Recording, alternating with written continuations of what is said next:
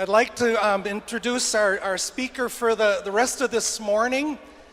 Again, coming at this theme of Sabbath time, sacred time, coming at it from another perspective as we try to consider our own call and living out our own call to holiness.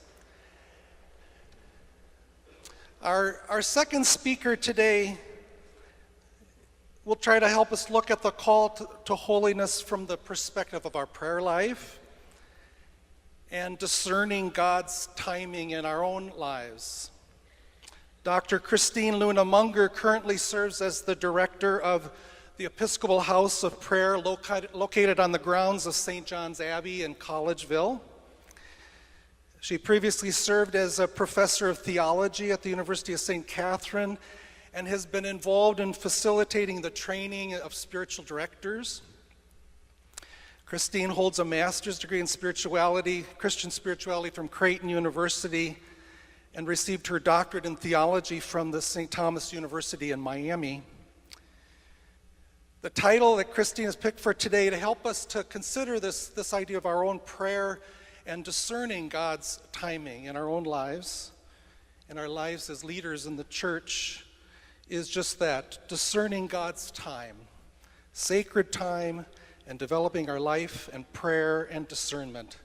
Please welcome Dr. Christine Luna Munger.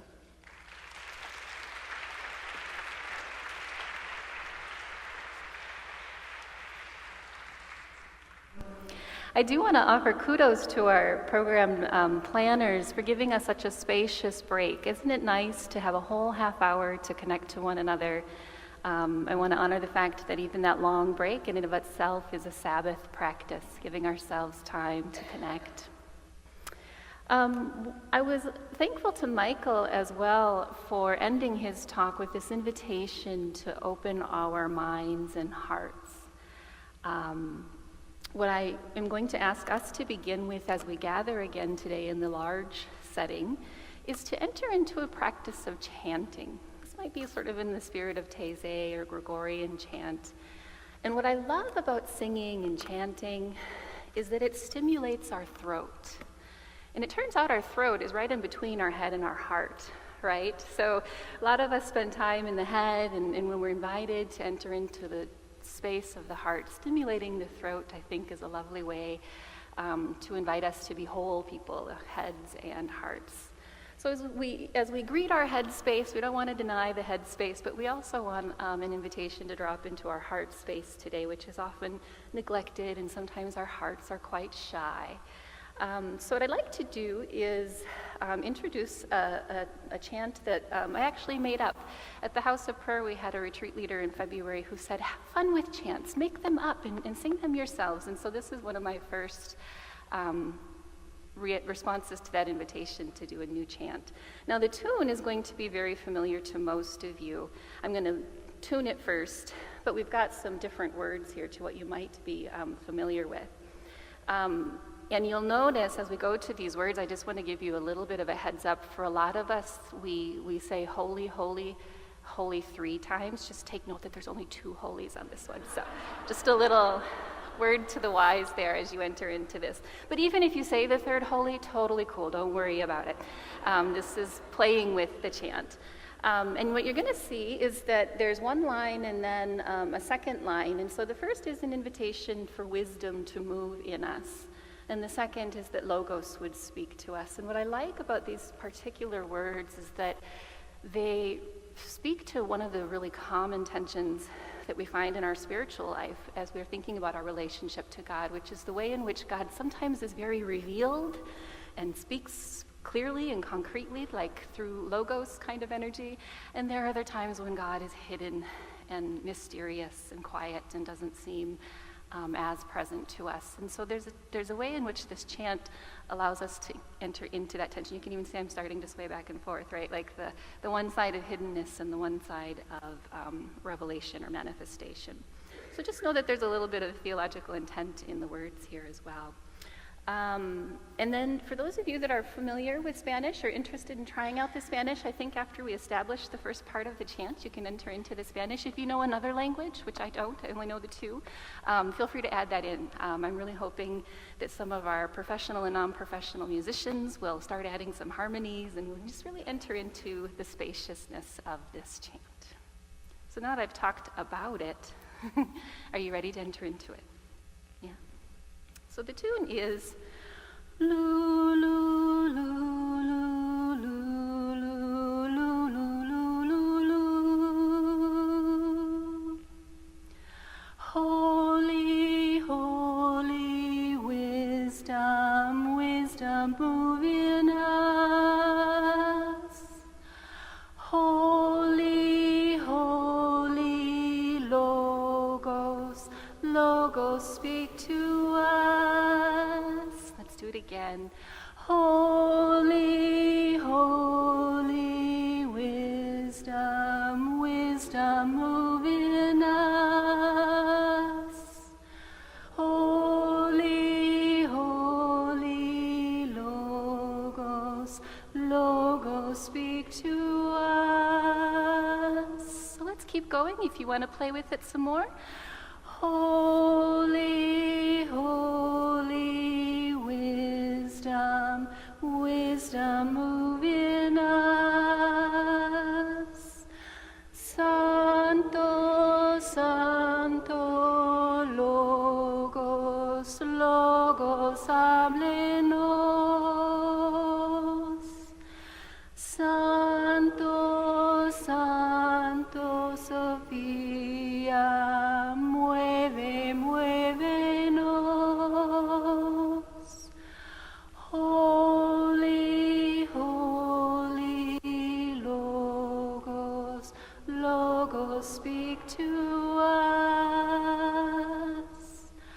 Holy, holy wisdom, wisdom move in us. Allow yourself to enter into the spaciousness.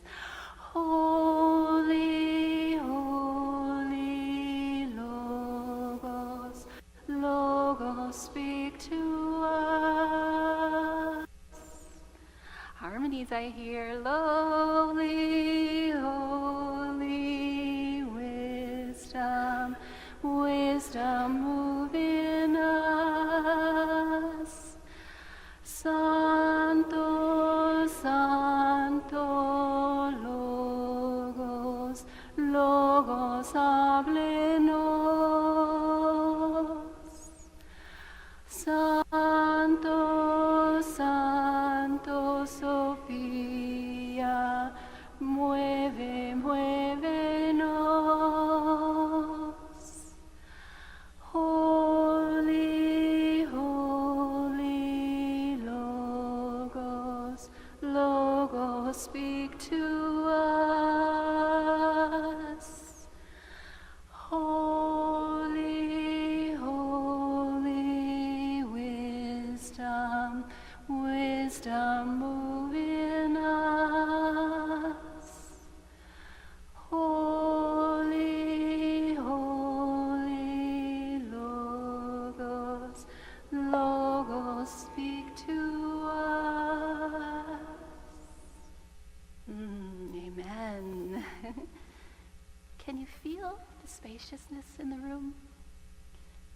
One of the things that I love about chant and about the repetitive nature of some songs is the consistency and the spaciousness of entering into that space that sort of invites the wholeness of who we are, our heads and our hearts and our voices.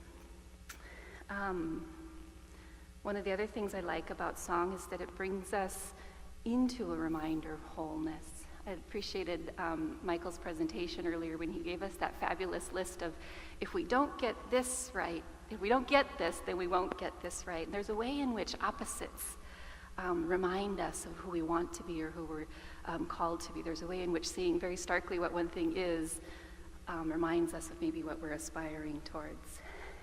And two things that I'd like to suggest today Some of you might know that my doctorate in Spanish is actually in practical theology, which some people think is an oxymoron, right? Practical theology, do those go together? And I'm very interested in keeping things practical. And so when I think about Sabbath and the practice of Sabbath, I'm looking for how do we know when we're living into Sabbath? What are the fruits or the signs of Sabbath in our lives? And the two things that I'd invite you to hold today are the fruits of spaciousness and consistency. So when we enter into a very intentional practice in the way that Michael invited us to on Sundays as the Lord's Day, when do we notice then the spaciousness and the consistency of the holy call towards holiness throughout the rest of our week as well, right? Not only in that day, but in the rest of our lived lives. So today I'm going to introduce us to 3 different practical tools, mostly focused on the use of breath as a way that we can attend to being holy as God is holy in the midst of daily life. But first I'd like to start with a little bit of reflection on what Sabbath is not. And in some ways, Michael, you referred to this. I happen to be the director of the House of Prayer, and a lot of times I think some of the folks that come to our retreat or our house of prayer confuse retreat time with vacation time, right? And so retreat and vacation are not necessarily the same thing, and I think the same is true of Sabbath, of course. So Sabbath is not a vacation that we take once a year, right, to sort of get caught up on having fun. Nor is Sabbath a break in the day. I'm teaching a course on Benedictine spirituality at the College of St. Benedict and St. John's University, and my very eager 18 to 20 or 2-year-old students are wondering, well, how much time on Sunday do I need to set aside in order to get it right? And I'm thinking, oh, as if that magic number would alleviate all of the frenzy that you're finding yourself filled with in the rest of the week, right? So Sabbath is not a vacation. It's not simply a break. And I think that each of these misconceptions of Sabbath that we sometimes find ourselves falling into reflect a tendency of our very human mind and heart and psychology to compartmentalize things, right? So we want to compartmentalize the relationship between the sacred and the profane. And I think that, the truth is that our regular spiritual practices, those things that we intentionally set time aside for, they then spill over into the rest of our life. And so I'd like to talk a little bit about Sabbath, both as a practice, but also as a way of life, right? So as a spiritual practice, Sabbath is setting aside those intentional periods of time and activity.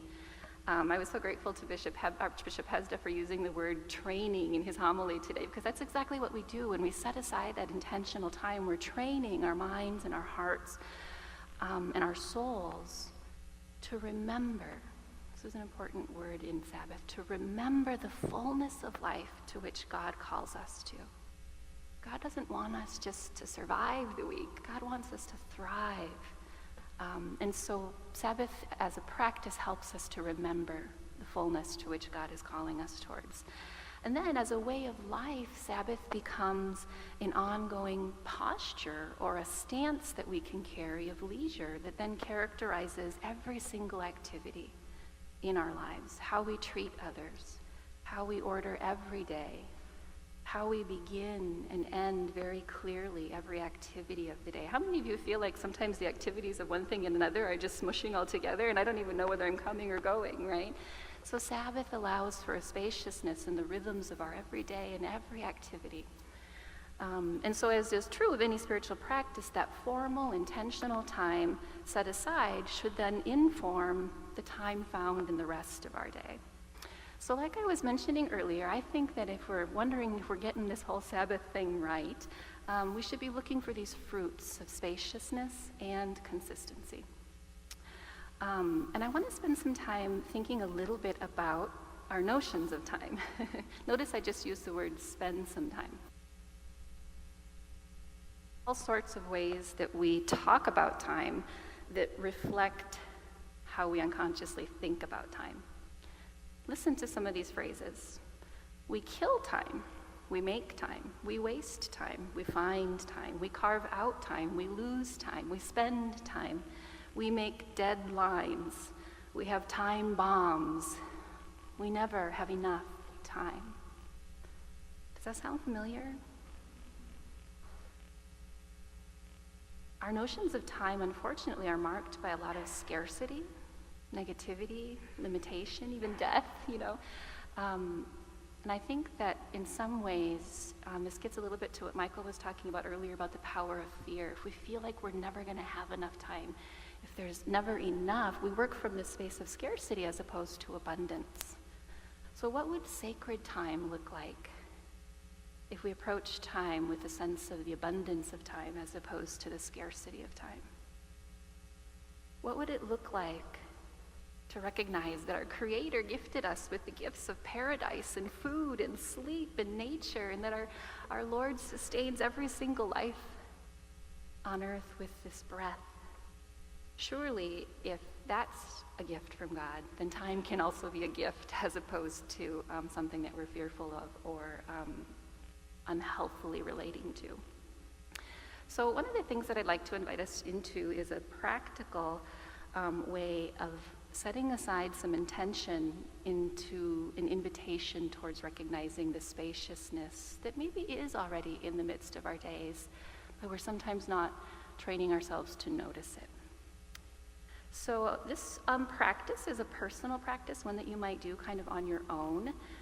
Personal practices like this one help us to ground ourselves, to sort of tune in to what we're experiencing in the midst of our lives. And it helps us develop skills. We call these contemplative skills for listening and awareness and attentiveness. So this is a breath practice. And just like song, what I love about breath is that it's this amazingly portable and accessible tool. Who here doesn't have breath to draw upon right now, right? Like this great gift of God as a spiritual tool that we can draw upon. So we've got this lovely gift in our spiritual practice toolbox. Jews and Christians have associated human breath with a closeness to the Spirit of God for centuries. Did you know that the Hebrew word for breath, ruach, it signifies wind, human breath, and the Spirit of God? Isn't that amazing, that interconnection of those three things? Wind, human breath, and the Spirit of God. And ruach itself, it's one of those words that sounds like it's reality, right? So say it out loud with me, ruach, ruach, and let your glottal get into it. So this particular breath practice that I want to share with you sets our intentions in Sabbath because of the invitation to notice spaciousness, okay? So by noticing spaciousness within our natural breath cycle, we can then more easily become aware of it and that gift of spaciousness that God is constantly offering freely to us in the context of our daily lives. So are you ready to try it? You may not have noticed before that there are 3 moments in the breath cycle: the in-breath, the out-breath, and then a pause before the next breath cycle. So as we engage this practice, I'd invite you to just find a comfortable spot in your pew. Perhaps put your feet on the ground, place your hands on your lap. Maybe close your eyes or just lower them down so that we don't have to worry about whether people are looking at us while we're practicing this. And as we settle in, I invite you to focus all of your attention for a moment on your nostril. It's a funny invitation, but go ahead and try it. Feel the cool sensation of the breath, of ruach, streaming into your nostrils on every single breath. Notice that breath as it flows down into the airway of your lungs. And then at some unclear and mysterious point, the direction of your breath changes, and it comes up the airways and out your nasal passage again. Notice the warmth of the breath as it escapes your lungs and emerges back into the air. As you continue to watch the ongoing cycle of breath coming in and out, allow the fullness of each breath to fill up your lungs as it comes in, and then to allow the complete emptying of all that air as your diaphragm pushes it out of your body. Allow for the fullness and the emptiness of each breath cycle.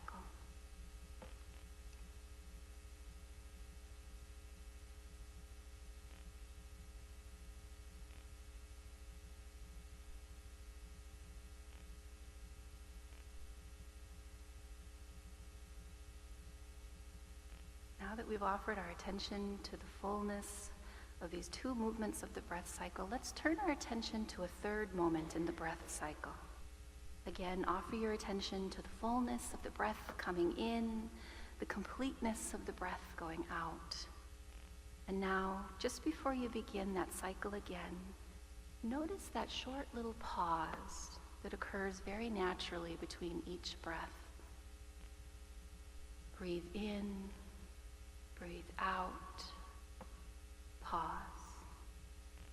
Breathe in, breathe out, pause.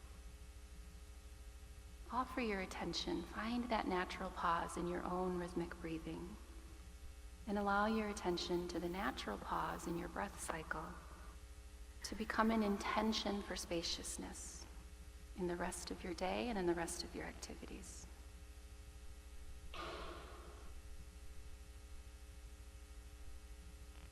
Sit with the cycle for a few more minutes of spacious silence so that you can tune into your own spaciousness, that gift of breath, completely accessible and portable, available to you whenever you decide to notice it.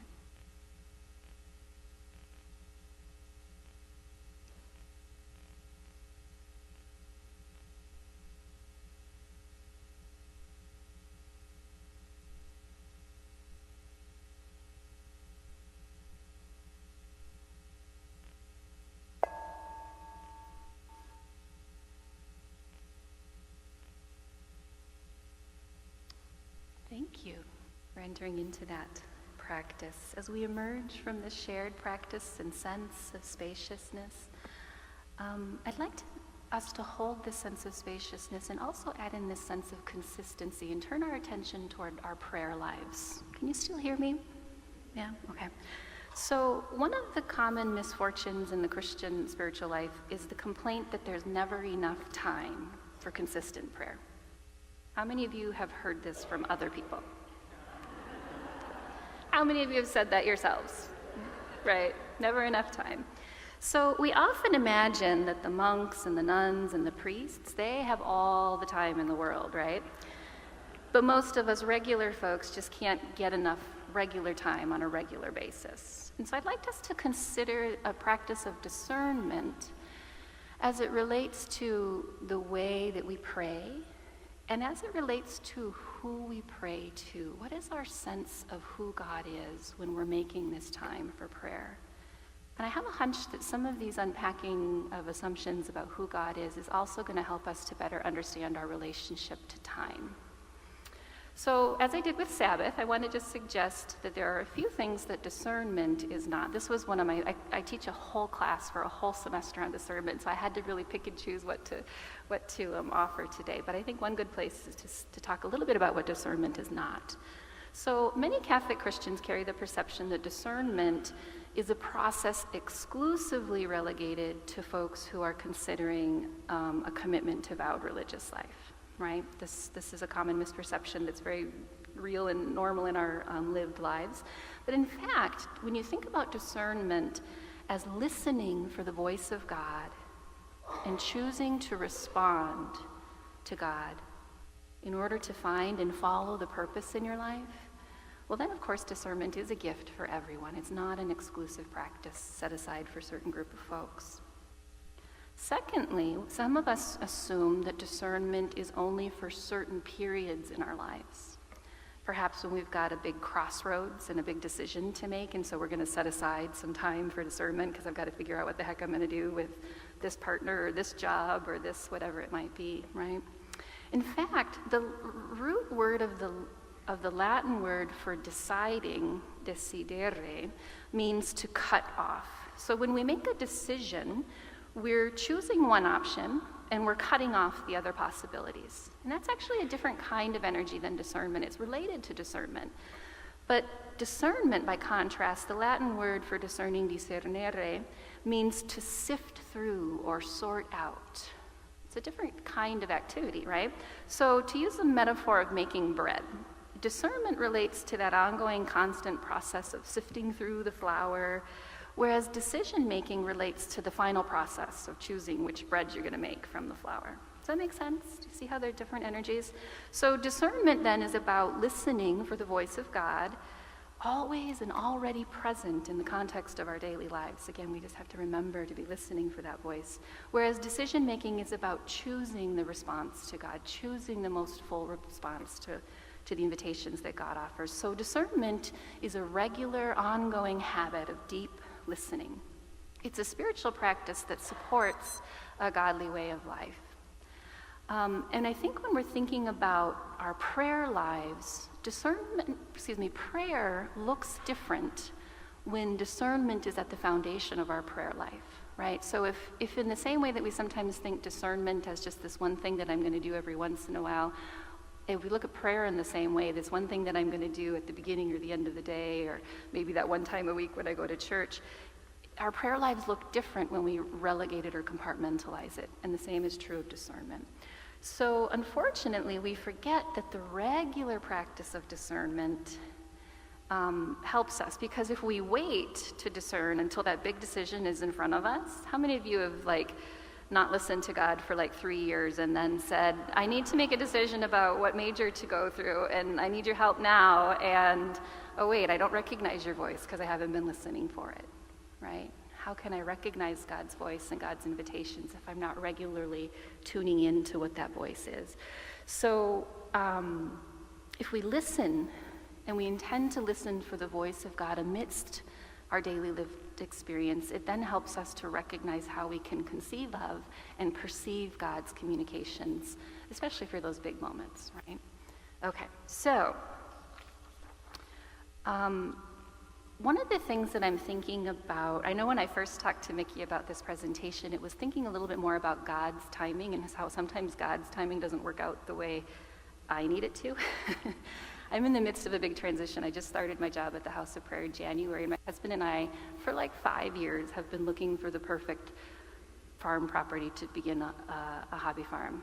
And I'm sitting here saying, God, you just gave me half of my life stream running a retreat house. Now, come on, we need the other half to... I've got until June. The kids get done with school the first week of June. We've got to figure out, right? The dream hasn't come true yet. So, right, does this sound familiar? We've all got these things of God's timing and my timing not quite jiving. But I was thinking a little bit more about, along the lines of consistency, who is the God that I'm praying to? What are the assumptions that I have about how God works in my life? And if I'm called to a consistent Christian prayer life, do I want to make time to spend with the God that's working in my life in the way that I understand that God? So my invitation for us today is to think a little bit about the images of God as part of an important reflection in our prayer lives. In my practice of offering spiritual direction, the importance of how people image God and conceive of those communications that come from God is a foundational conversation that comes up over and over again. In my own journey, I've recognized the very particular ways in which God has remained consistent and persistent about pursuing me over the years, even as my own understanding about God has shifted and transformed and had its ups and its downs. So certainly God is powerful enough to encompass the shifting ebbs and flows found in each of our spiritual journeys. And I go back to this question then of how am I to respond fully to God if I haven't first recognized that voice of God and how it manifests in my relationship with God? So I've been sitting with a series of M words. Michael, I appreciated in your talk, I don't know if you noticed this, but you had this lovely alliteration of 3 R's, which was refreshment and receptivity and what was the third one? I wrote it down, I'll tell you. Refreshment, receptivity, and remembrance, right? So I'm a big fan of doing alliterations like that so you can remember. So mine are M's, and there's 4 M's here. And these are metaphors for thinking a little bit about how we understand our relationship with God. So I invite you, as you're listening to me describe these 4 metaphors, think about 2 things. First, how have you noticed each of these metaphors as relevant to perhaps your own relationship with God? Okay? And then the second invitation is to think about which of these metaphors might motivate you to find more regularly that time for prayer, right? That time in your daily life to get to know God and the voice of God through prayerful conversation. Okay, so sit with those two questions. How has God been in my experience so far, and what might motivate me with some of these different experiences of how we experience God? So the first M is that some of us, when we're engaging in our interaction with God, in our relationship with God, we interact with God as if we were in a maze. When we're in the maze, our concern is about knowing the right or wrong path. We're focused on knowing the rules of life as set by God, and we're careful about not messing up on our journey. We offer prayers such as, "Teach me right from wrong," or "Save me from going the wrong way." As part of normal spiritual formation, the maze metaphor helps faithful Christians to discover and develop a solid moral life, right? We want to learn right from wrong. As potentially detrimental, I think of the young college man that I companioned as a spiritual director who got stuck in the maze because he was so concerned with the rightness of his behavior that it crippled his ability to connect with God. For him, God was a distant, judging Father that was far, far away on the other side of this enormous gulf, with whom it was best to maintain a safe and secure distance rather than any closeness or intimacy. And so for this young man, I'm thinking about spaciousness, not as a fruit of Sabbath, but as a devastatingly draining kind of energy in his relationship with God. So again, the maze, it's got its positives and its negatives. The next image is that of a map. So in the map, we're concerned about knowing the plan to get to the right place. We're focused on getting there, becoming in line with God's will and maintaining control over our lives so we can stay tuned to the will of God. We offer prayers such as, "Guide me along the way," or "Help me when I get off track." And as part of our normal spiritual development, this map image assures us that God is in fact interested in us. God is wanting us and rooting for us to go along the path, and so we can trust in God's guidance along the path.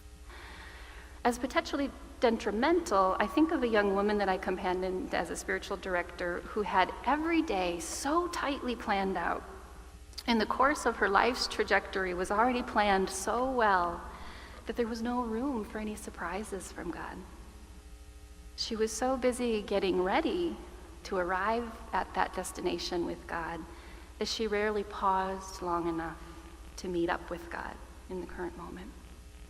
For her, God was for later, after I, fill in the blank, right? So in the map, spaciousness can sometimes make us a little nervous. We're so tightly controlling things, we might not really want spaciousness to be part of the picture. A third image is the mirror. So when we're working in our relationship with God as if it were a mirror, we become concerned about knowing ourselves. We are focused on becoming closer to God as a friend or as a companion who really knows the depths of who I am. So when I look into that mirror of God, I see the truth of who I am, right, more fully. We offer prayers such as, "Be with me," or "Don't leave me." And as part of our natural spiritual development, the mirror metaphor reminds us of God's desire for communion with all of creation, including union with each of us as particular creatures of God. As potentially detrimental, I think of one of the older adults that I companion who's pretty comfortable speaking pretty frankly with God. She has regular conversations with God in prayer, and she's been conversing this way with God for many, many years. Yet her conversations are mostly one-sided. She does most of the talking, informing and checking in. And so God is kind of nearby, somewhere in the house, but serves more like a coat rack where she can just kind of hang all of her stuff, right?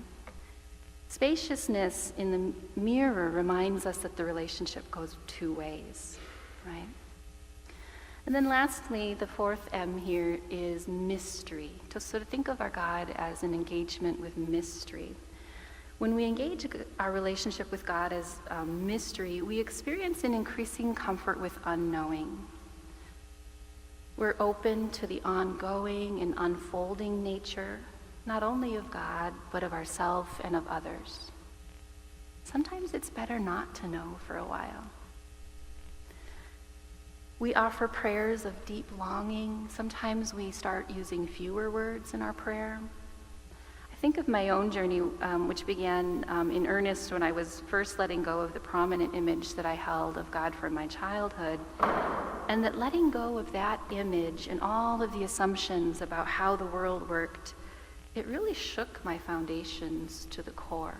This happened when I was in college and I was studying theology and peace studies, and everything didn't quite look the same as it did when I started.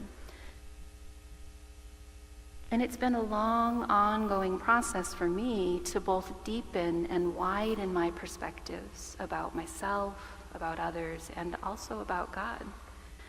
And so as a natural part of our ongoing spiritual journey, the metaphor of God as mystery helps us to discover, at least in my case, it's helped me to discover a God who meets me exactly where I am.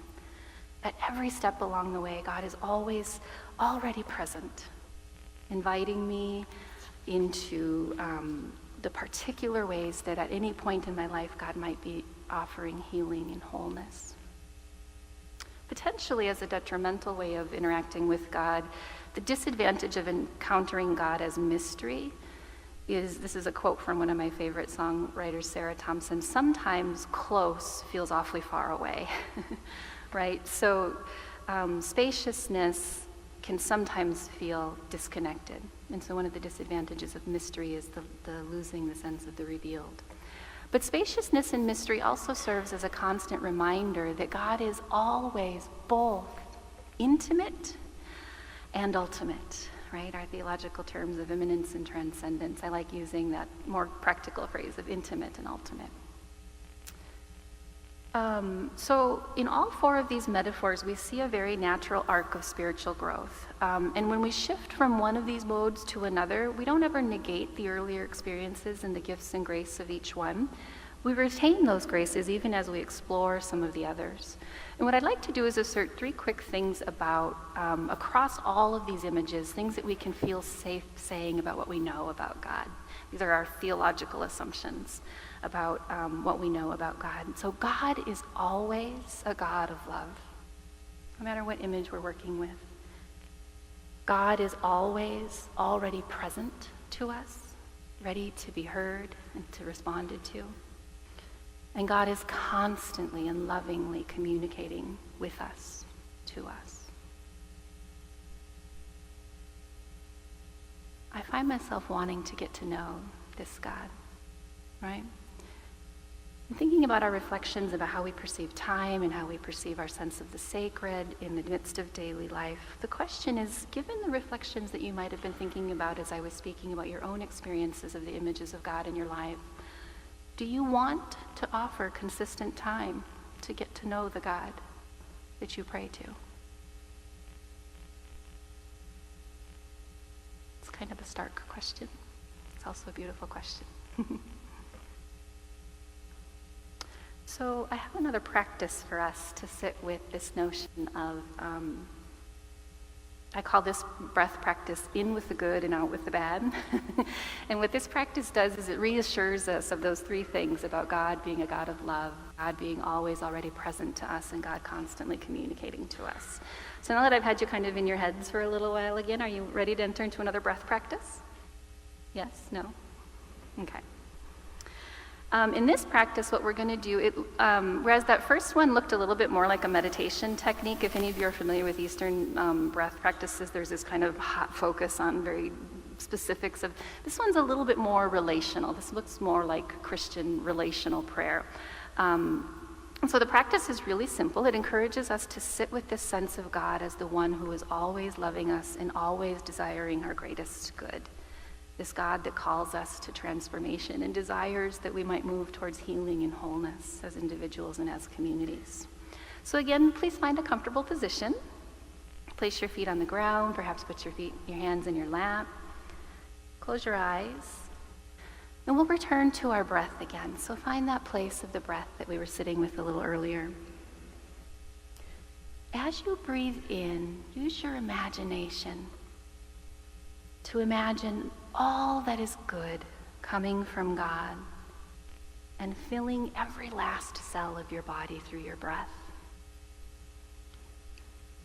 Each breath brings goodness, beauty, love, rest, spaciousness, healing.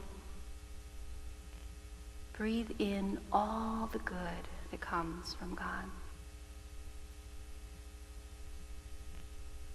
As you breathe out, imagine all that needs to be let go. Imagine God holding all of those things for you. Letting go of worry, pain, anxiety, sadness, violence, division. As you breathe out, let go and let God attend to holding every last thing that you might need some rest from.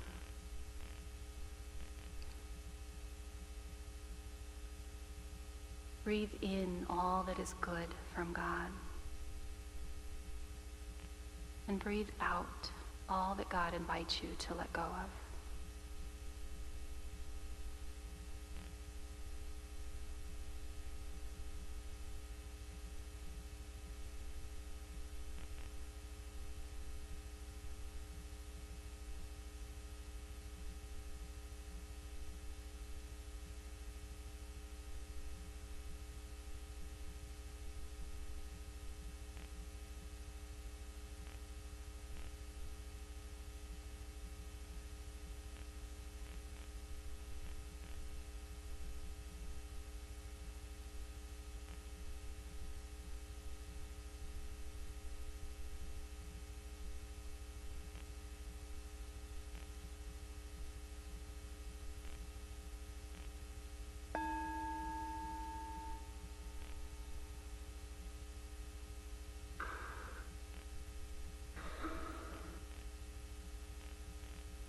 Isn't our breath a wonderful, amazing gift from God?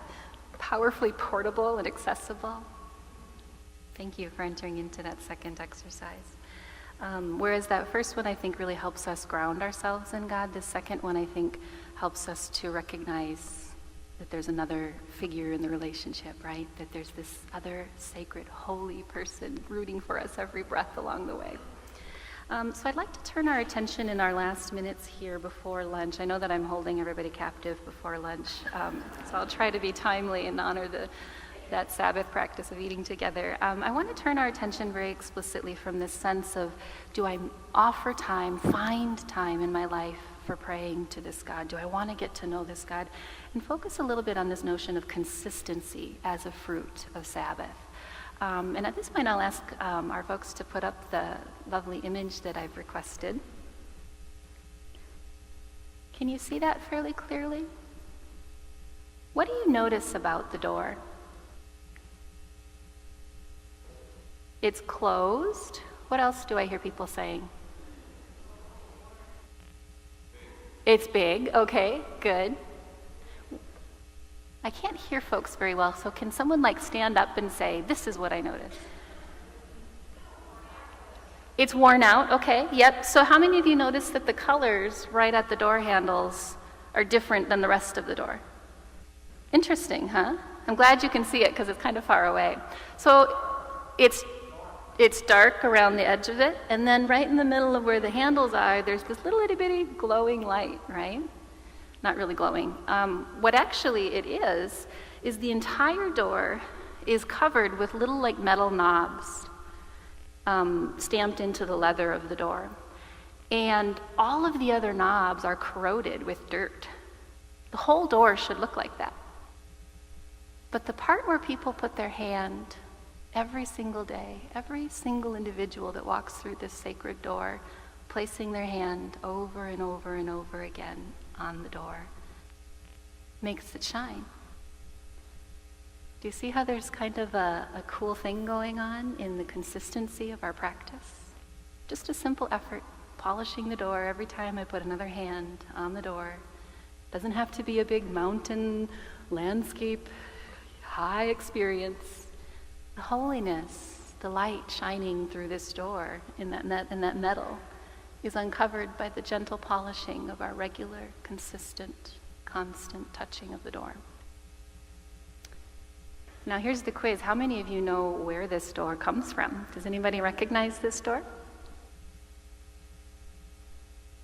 I can't hear you if you're saying something. I can hear murmurs. Who's got a loud, visible guess? Yeah.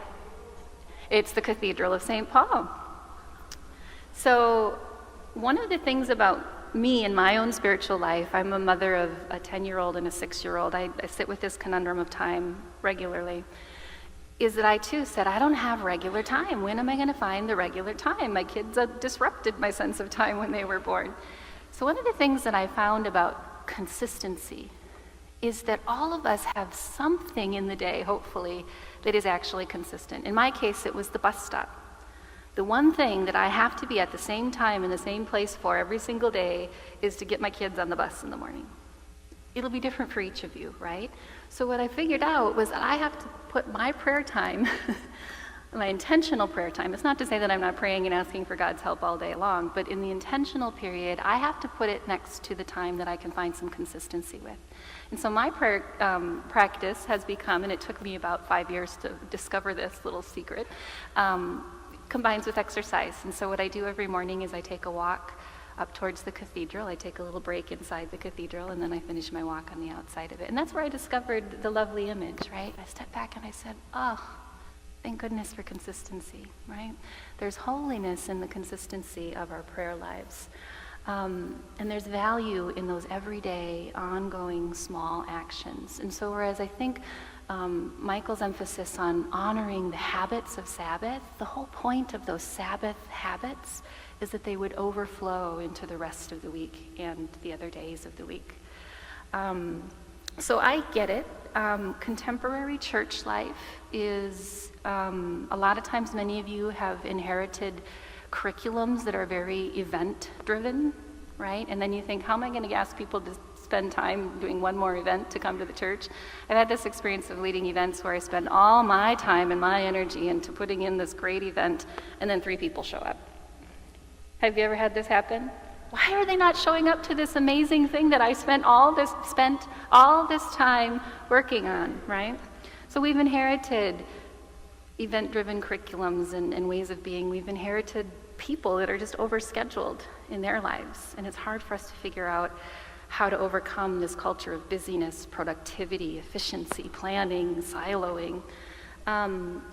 One of the things that I have recently become quite enamored by, it's an author named Evelyn Underhill. She's an Anglican mystic, a modern-day mystic, who, she's so funny, she's a lay woman speaking to a group of clergy, and she pulls what I call a Teresa of Avila, where she says, who am I to speak to you wonderfully holy folks? But, and then she just lays on, right? And in this text called The Inner Life, what she's suggesting is that for those of us that are in charge of holy activities, those of us that commit professionally and vocationally to the sacred life, it's our obligation. We have to do inner work. She really convicted me. So she has this, she has one text in the same little book called The House of the Soul, and she uses the metaphor of a house to describe the 2 parts of our soul. So the first floor of the house are our earthly parts of our soul. It's where we spend most of our time, getting schedules done and paychecks written out and liturgies planned and blah, blah, blah, blah, right? And then there's the upper level of the house, which is the heavenly part, right? And we have to have the 2 in order. They're both necessary to our personal lives, but they're also both necessary to our institutional lives, right? We need both of these pieces to be working and thriving in order for folks to know the Spirit of God really at work, not only in our lives, but in our communities. And one of the things that she really confronted me with in her writing was, she calls them the laity, but the people of God. The people of God know. They know when a religious leader is real, when a religious leader is in love with God, is committed to the deep interior work of the soul. And they know then when the public life of the church is grounded in and acting from the sacred space of the inner life. So this is a question. When folks come to our spaces, will they recognize the Spirit of God in our church life? How will they know that God is active and alive? Will they see spaciousness and consistency as fruits of Sabbath? So I've got a couple of invitations to think about and some practical responses to this. If you're having trouble finding time for prayer, know that you're in good company. We're all struggling for this, right? It's constantly changing. I encourage you to start small and just find a regular time in the way that I described my bus stop time, right? Start small. Like I said earlier, it took me about 5 years to find that space and regularly commit to it, but look for it. And remember that even if you're having trouble arriving at the fullness of a prayer life that you're hoping for, even the desire to pray in and of itself for God is a prayer, right? So if you're not finding it, ask God to help you find it. Tell God that you're interested in that regular prayer life. And another thing that I think is really helpful then is if you are finding that regular prayer life, in the world of like corporate folks, they say some of the most successful people, at the end of every day, they review their day, and at the beginning of the day, they set their priorities. Well, it turns out in the Christian tradition, we have something called the examen, which is a similar concept. And so I invite you, if you have found that spacious, consistent time, to consider inviting God into setting your priorities for each day, right? Ask God, hey God, what's up? What should we do today? What's actually really most present in your perspective? And then I think I was also a peace studies major in addition to being a theology major at the College of St. Benedict. So I can appreciate studying systems and thinking about not only the individual way of prayer, but then how does this look in our communities? And I'd like us to consider this notion of creating culture of Sabbath in our congregations and in our parishes. So what would it look like? How could we promote a sense of consistency and spaciousness in the work of the church? So here's some just things to consider. Maybe if you're in charge of the employee schedules, this is a really big church, so there's probably 40, 50 employees here, I'm not sure. But if you're in charge of those schedules, could you allow for a common lunchtime when everybody has permission to step away from their silo and connect to each other? If you're in charge of liturgy and music, I'm sure we've got some musicians and liturgists in here, could you allow for just a wee bit more silence during the common prayer when everyone has a chance to slow down and breathe for a bit together to honor the habit of silence?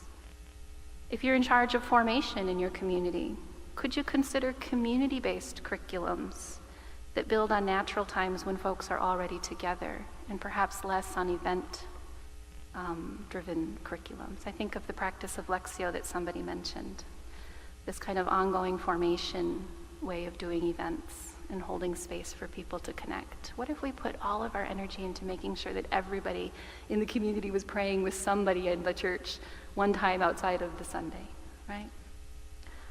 Granted, I'm not in charge of these, so these might be really, I recognize that I'm offering some things that might not be as easy as they sound. And if you're in charge of youth ministry, same thing here. Could you consider community building formation rather than those event-based models that a lot of times we think we need to attract our young folks to? Getting the adults and the children and the adolescents together in the same space, perhaps, forming community with one another. I really think about trying to get folks to come to church, to be at church, to experience community, instead of thinking that church is just one more thing that I have to fit in this week, right? One more event that I have to go to.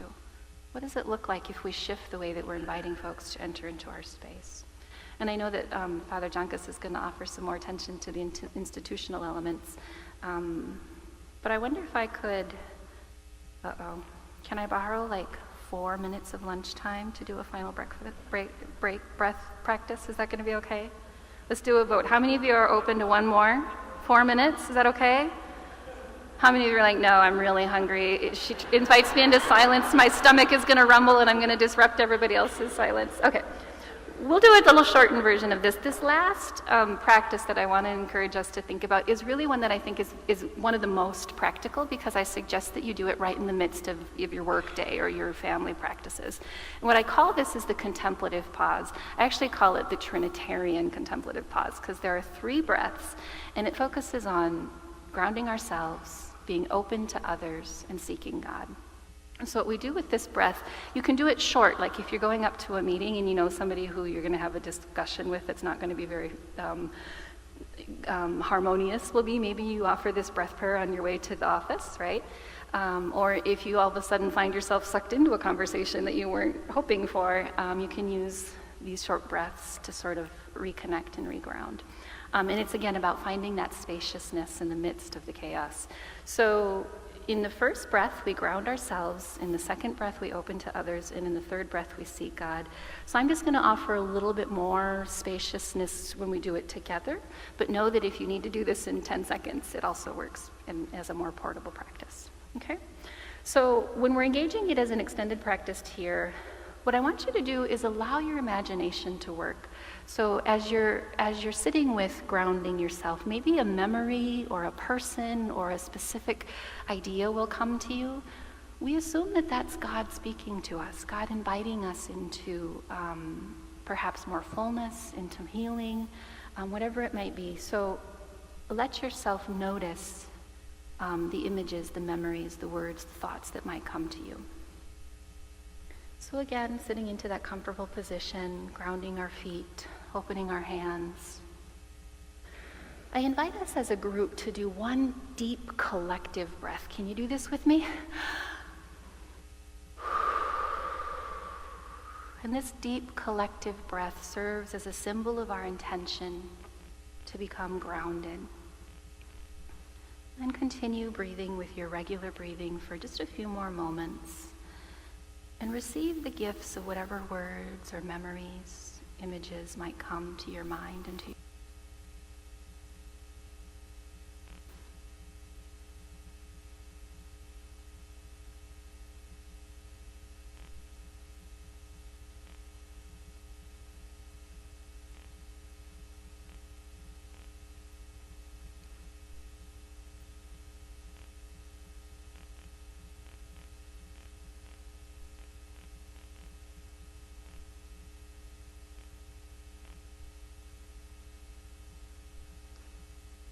Okay, now that we've set our intention to ground ourselves, and remember we don't actually ground ourselves, we're grounding in God, right? But being grounded in God's presence, we'll take a second deep collective breath. Ready? And this breath serves as a symbol of our intention to be open to others. So again, who are the people? Where are the invitations of openness to others in your life? What comes to your mind and to your heart?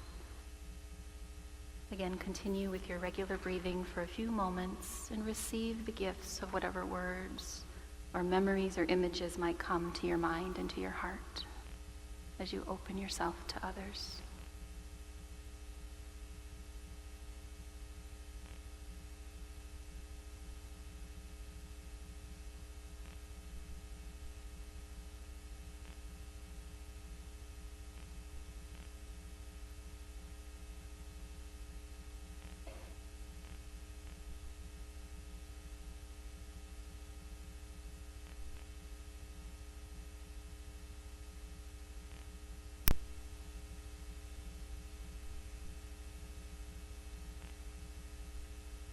And once again, now that we've grounded ourselves in God, we've opened ourselves to others, we've set 2 really good intentions, let's set a final third intention with another deep collective breath.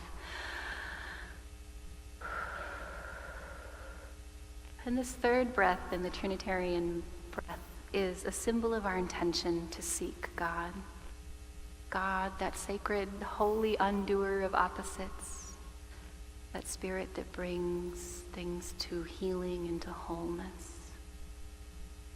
As you think about your relationship to yourself, your relationship to others, immerse yourself in that spacious abundance of God's presence. What are the words, memories, or images that God might gift to you today as invitations towards wholeness and healing?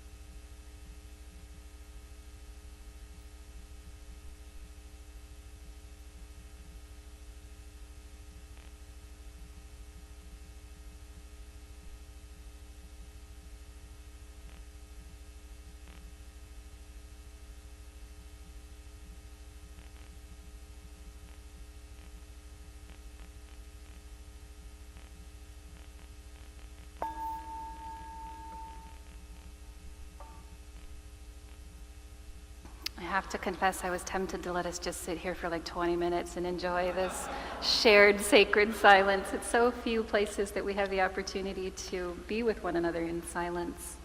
And I think by way of marking this time, we're going to do like just 1 minute, and I'm going to just have this be popcorn style. So as a way of ending this exercise, this reflection of practice, could you popcorn some words that might be words that symbolize gratitude, or perhaps an intercession or a petition that you have? And let's just throw them out.